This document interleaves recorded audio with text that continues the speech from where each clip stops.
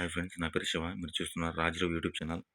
ఈరోజు నేను పీసీ యొక్క సిపియూని సెంట్రల్ ప్రాసెసింగ్ యూనిట్ని కంప్లీట్గా ఓపెన్ చేసి మళ్ళీ ఫిక్స్ చేసి ఏ కాంపోనెంట్ ఎందుకు యూజ్ అవుతుంది అనేసి ఎక్స్ప్లెయిన్ చెబుతున్నాను. చూడండి, ఇది వచ్చేసి Zebronics.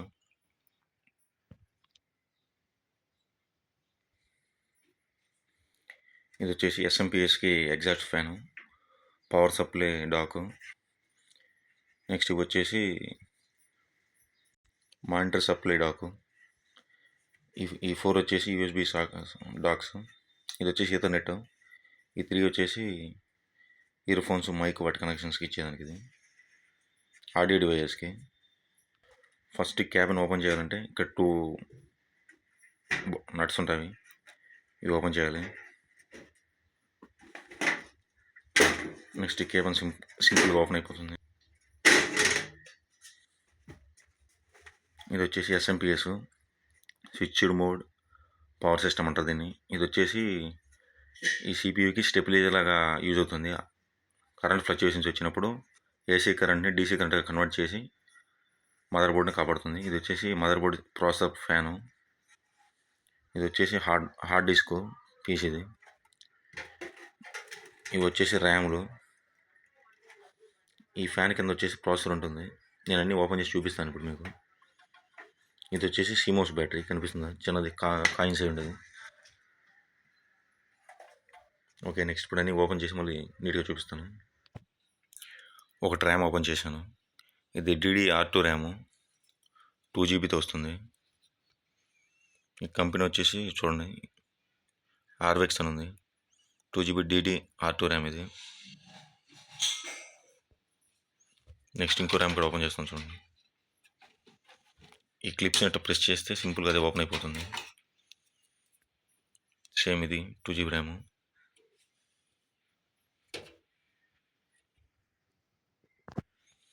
Next CMOS battery open చేస్తున్నాను.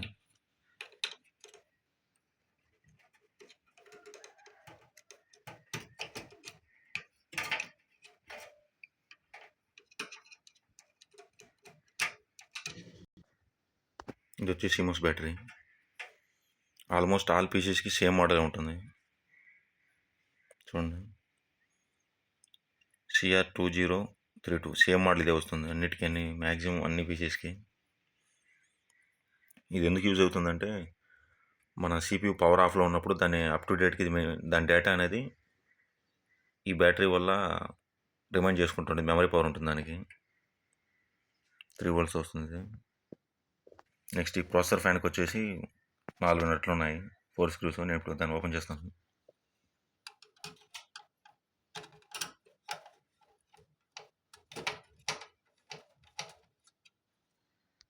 ఓకే, నేను 4 నట్స్ ఓపెన్ చేశాను. దీని ఫ్యాన్ పక్క పెడతాను. కనిపించేది వచ్చేసి ప్రాసెసర్. ఇది కోర్ 2 Duo ప్రాసెసర్, ఇది ఫస్ట్ జనరేషన్. నెక్స్ట్ ఈ మదర్ బోర్డ్ వచ్చేసి ఫాక్సిన్ కంపెనీ, పేరు కనిపిస్తుంది కదా. ఇది వచ్చేసి ఎస్ఎంపిఎస్. ఇక్కడ కనిపించేది వచ్చేసి హార్డ్ డిస్క్. ఒకసారి క్లోజ్ పెడతా చూడండి. ఈ కంపెనీ సీగేట్ అనేది ఓల్డ్ మోడల్ హార్డ్ డిస్క్లో బాగా పాపులర్ మోడల్. ఇది వచ్చేసి 500 GB మోడల్. ఇది కొంచెం క్లోజ్ పెడతాను చూడండి, కనిపిస్తుందా. ఓకే, ఇప్పుడు నేను ప్రాసెసర్ కూడా ఓపెన్ చేస్తాను, చూపిస్తాను ప్రాసెసర్ ఎలా ఉంటుంది అనేసి. ఓపెన్ అయింది, లాక్ ప్రెస్ చేస్తే. నెక్స్ట్ ఇది ఓపెన్ చేయలేడు డోరు. నెక్స్ట్ ఆ సెమీ కండక్టర్స్ పోకుండా సింపుల్గా చిన్నగా కొంచెం ఆ ప్రాసెసర్ అనేది ఓపెన్ చేయాలి. ఇది దీని ప్రాసెసర్ డాకు. ఈ సైడ్ చూడండి. ఒకసారి మనం బాగా క్లీన్ చేసుకోవాలంటే రబ్బర్తో క్లీన్ చేసుకోవాలి. ఈ రబ్బర్తో అయితే బాగా నీట్గా వస్తాయి, దానిపైన డస్ట్ పార్టికల్స్ అన్నీ.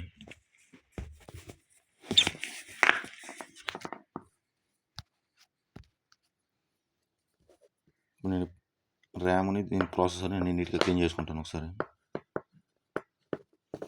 ఇక్కడ బ్లాక్ అయ్యా చూడండి.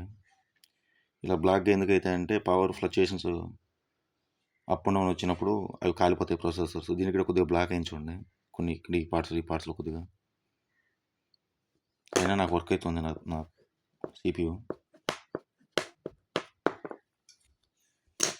బాగా నీట్గా క్లీన్ చేసుకోవాలి.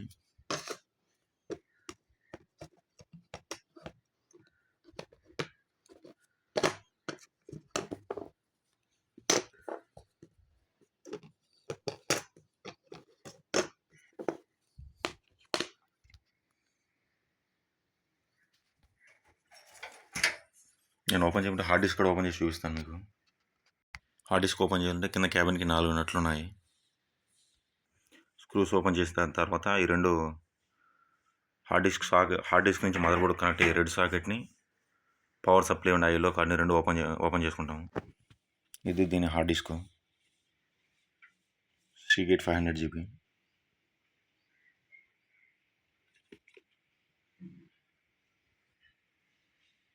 ఈ సాకెట్ కనెక్షన్స్ కూడా చూడండి ఒకసారి ఫ్రంట్ సైడ్.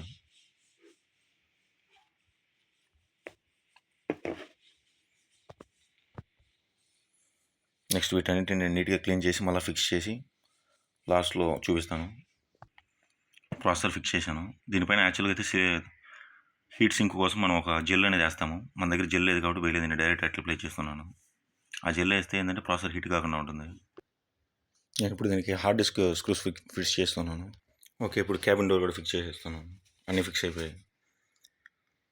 పెట్టాను చూడండి. ర్యామ్ ఫిక్స్ చేశాను, hard disk, CMOS battery, processor fan.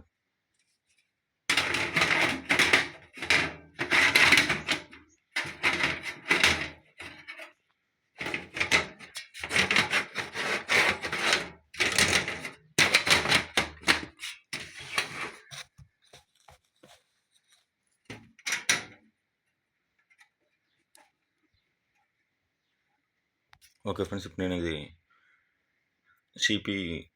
CPUని మొత్తం కంప్లీట్గా డిస్మాంటిల్ చేసి మళ్ళీ ఫిక్స్ చేశాను. నెక్స్ట్ మీరు ఏం వీడియోలు కావాలనుకుంటున్నారో కింద కామెంట్ చేయండి. Thank you.